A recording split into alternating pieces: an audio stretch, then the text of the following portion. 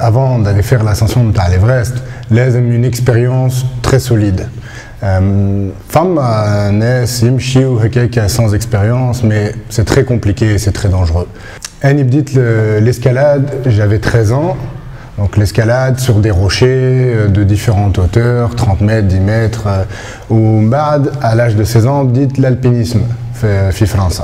Où l'alpinisme, c'est de monter différentes montagnes, que ce soit enneigé, que ce soit rocheux, des terrains qui mixtes, rochers et neige et glace, voilà. Donc, par des plus petites montagnes, le Mont Blanc dans les Alpes, le plus haut sommet في فرنسا وبعد مشيت في اندونيسيا كل sommet في بلاد عندهم particularité. في Indonésie par exemple, très humide, il fait très chaud, il n'y a pas beaucoup de neige. في فرنسا عندك c'est très particulier aussi, femme à des voies mixtes, femme à du très technique, très difficile.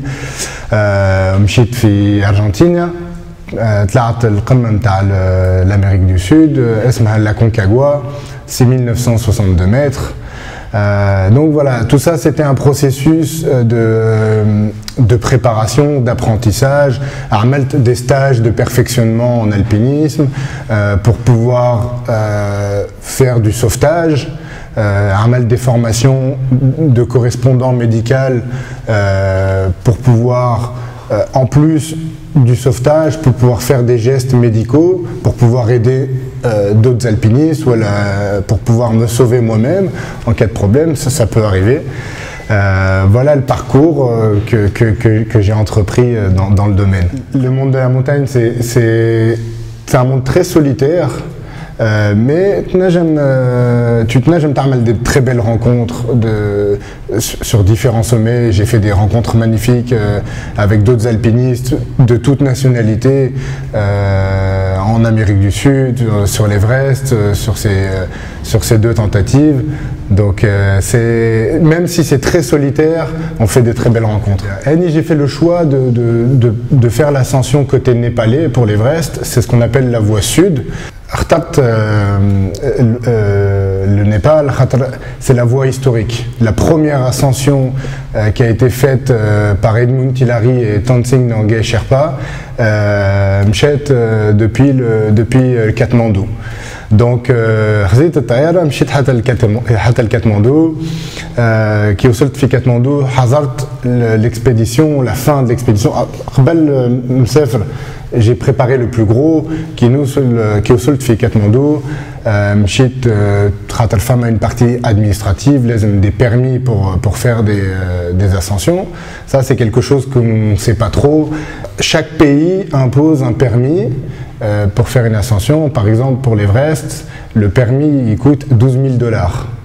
Juste le permis. Il faut payer $12 000 pour avoir le droit d'entrer et d'essayer l'Everest. Donc, il faut aller chercher ce permis, il faut toute la partie logistique, alimentaire, technique qui va partir à tel camp de base. Donc ça part juste un petit peu avant nous. De Katmandou à Lukla. Lukla, c'est l'altiport le plus dangereux du monde. La piste tarmel 450 mètres en pleine montagne et au bout Famahit. C'est assez particulier. Et donc Rizit Tayara Hazia, celle في Lukla. Et Lukla, c'est blasa تبدا tous les treks يمشيو حتى le camp de base نتاع l'Everest. Donc Lukla, l'altitude نتاعها 2800 mètres d'altitude, ou 2800 à 2900 mètres d'altitude. Donc pour aller jusqu'au camp de base, il faut environ 7 jours à 10 jours de marche. Donc ça fait de mémoire, ça doit faire un peu plus de 70 km à faire en 7 jours à 10 jours. C'est très important à partir du moment où tout se fait look là. تعمل التراك نتاعك تمشي بشويه بشويه. خاطر توا تبدا l'acclimatation تاعك. Ou l'acclimatation, c'est la clé du succès pour une ascension réussie. Donc, par exemple, il y a le fait de marcher très doucement et le fait de boire beaucoup d'eau. Pour pouvoir réussir une acclimatation et réussir un sommet, en général, il faut boire entre 5 à 6 litres d'eau par jour. Donc c'est beaucoup plus que ce qu'on a à boire ici, mais c'est très important. Et sur ce chemin-là, on rencontre beaucoup de gens.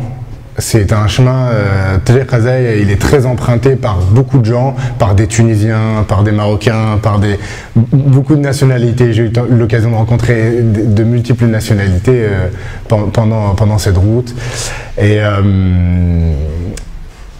Et le chemin qui nous mène jusqu'au camp de base, on passe par des petits villages. Chaque village a l'histoire mtahum. Il y a des temples, c'est un pays qui est bouddhiste, essentiellement bouddhiste. Et Femme a une croyance très importante dans les montagnes. Pour les Népalais, la montagne est quelque chose de spirituellement important. Qui est très respecté. Par exemple, Annie qui l'âme اللي فات ولا العام هذايا قبل نطلع jusqu'au camp de base وقفت مشيت نشوف اسمه un lama. C'est comme un imam ولا et il est là pour nous donner sa bénédiction pour le sommet. Donc il nous accueille, il fait des prières, il passe un moment avec nous et ensuite on a la bénédiction du lama pour pouvoir aller jusqu'au camp de base et ensuite faire l'ascension.